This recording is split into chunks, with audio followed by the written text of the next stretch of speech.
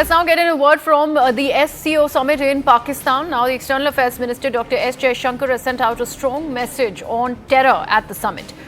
He says that the objective is to strengthen mutual trust, friendship and good neighborliness. In fact, it is to develop multifaceted cooperation, especially for a regional nature.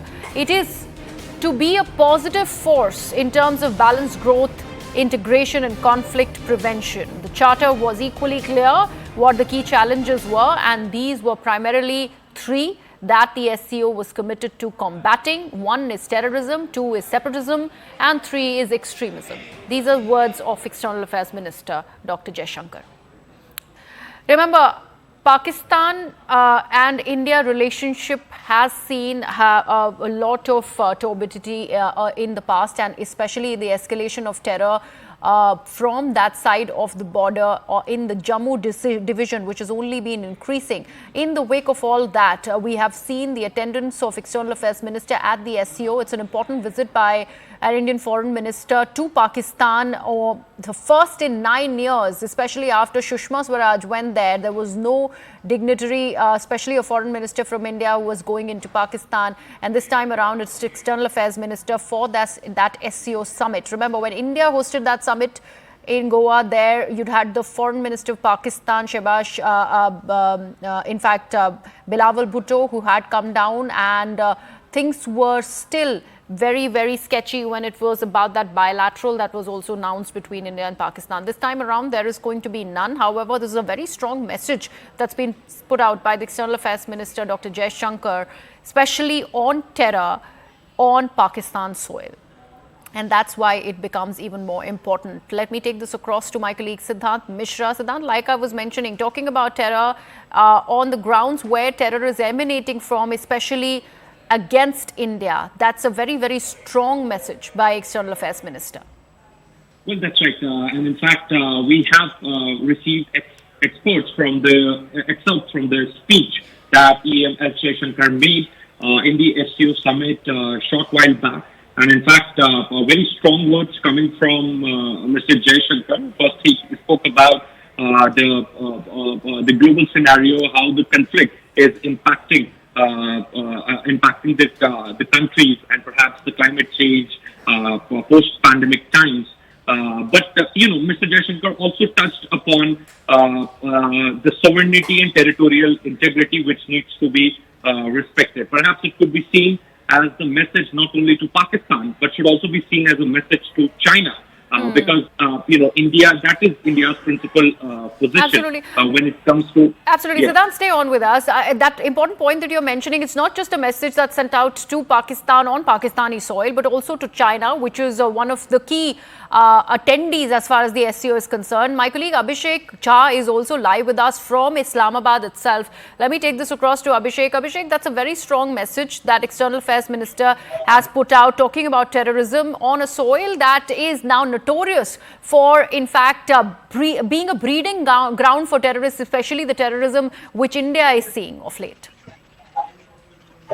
Well, what we have seen in the recent years, one thing that Pakistan has continuously received from External Affairs Minister is being called out for being the hub and epicenter of terrorism. And in that context, this visit of EAM is happening to Islamabad. There is a lot of speculation whether this visit will be having some sort of bilateral partnership movement on that also. But having said that, we just heard External Affairs Minister elaborate India's position on many issues of the regional cooperation.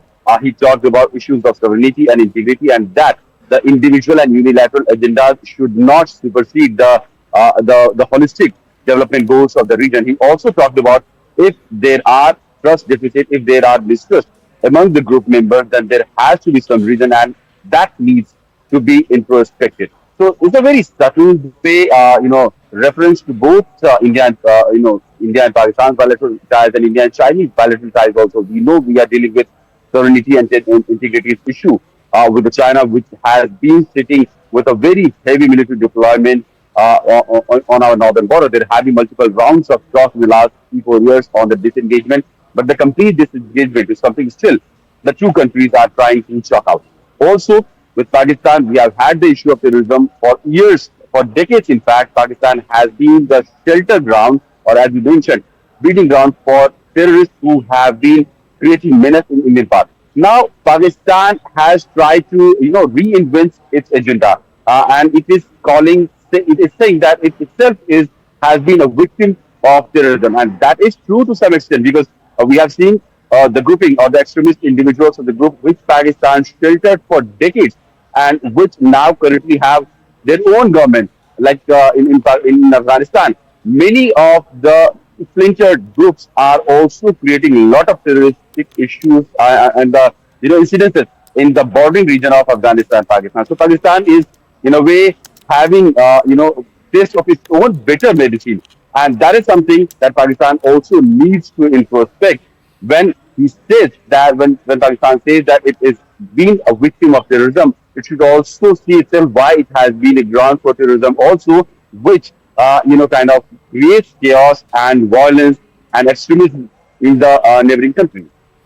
Right. Also, Abhishek, we're talking on the lines of SCO summit. We are talking at the time when, people or leaders like Bilawal Bhutto have pressed for a bilateral with India. And he's also gone on to make a comment which, of course, is not going to go down well bilaterally because that's what he's pushing for. He's, in fact, asked India to, quote unquote, not be so rigid. How does one take this sort of a comment, even while Bilawal Bhutto Zardari is pushing for that bilateral, which India has not agreed upon? Oh, well, yeah, like if I could give you a little perspective in the last 70 years, how India-Pakistan relationship has fared. We have had about 4 full-fledged wars, starting from 1947 to the Kargil War. And in between, for decades, India has also faced a lot of issues in terms of proxy war, which Pakistan tried to, export in terms of terrorism.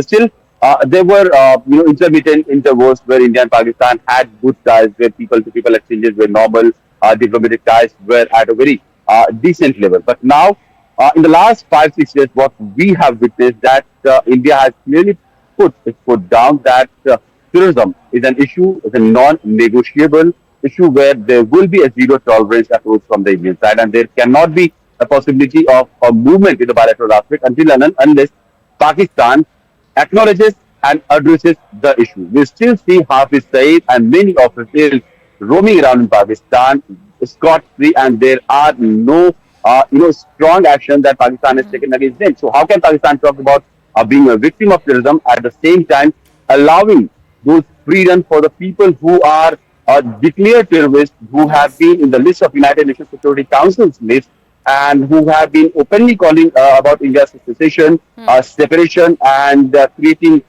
blast and violence through terroristic means. So this is something that Pakistan needs to understand. Apart from that, of course, the bilateral ties between India and Pakistan is holding a lot of limelight among the media fraternity in both sides, in India and Pakistan. But XLFS Minister is also trying to put across India's point of view about many regional issues. Okay. Abhishek, thank you so much.